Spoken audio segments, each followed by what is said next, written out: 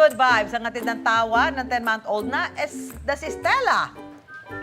Parang kinikiliti si Stella kapag nilalapit ng kanyang mami Eliza ang camera ng phone sa kanya. Ang sarap ng tawa. Tuwang-tuwa rin naman ang parents ni Stella na sa simpleng galaw ay enjoy na siya. Get ready for your next close-up, baby Stella! Ay, sarap ng tawa. Ang cute ng baby. Pag tumawa ang bata talaga, talagang Angelic genuine. talaga na angelic. At nakakahawa talaga ang tawa ng bata. Yes, yan ang pinakamasarap na marinig talaga. Ang tawa ng baby. Ito, kung tawa to, ito namang isa, mega iyak naman si baby Zia bago siya paliguan ng kanyang mami. Sino bang kaaway mo, baby Zia? Bakit ka ganyan?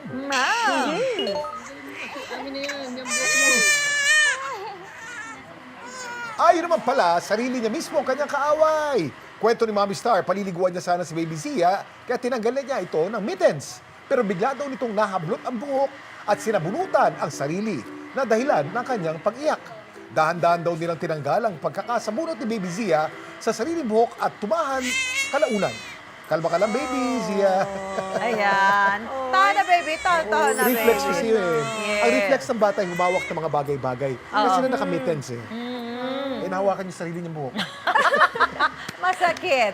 Ayan, at future dog lover naman ang peg ng 1-year-old na si Baby Kai.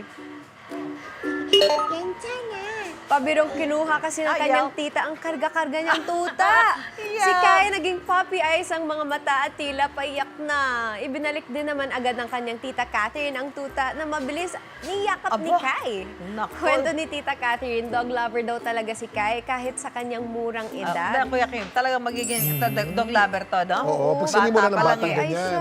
nadidevelop yung kanilang love, kanilang Oo, kindness, yeah. kanilang empathy sa pamamagitan ng pag-alaga sa aso. It's proven.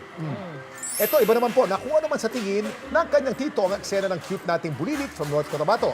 Yun. Naiba na pa yung script.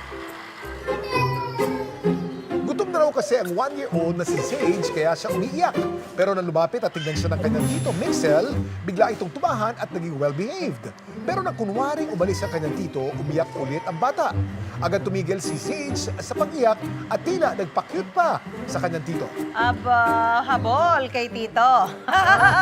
Ayan. May kailangan. May kailangan. Super cute, super kulit. Pero minsan lang sila maging bata, kaya dapat sulit. Sa mga gusto mag-share ng nakatutuwang video ng kanilang chikiting, mag-comment o share yan sa Dapat Alam Mo Facebook page. Malay mo ang yung chikiting na ang susunod na bibida dito sa Just kidding!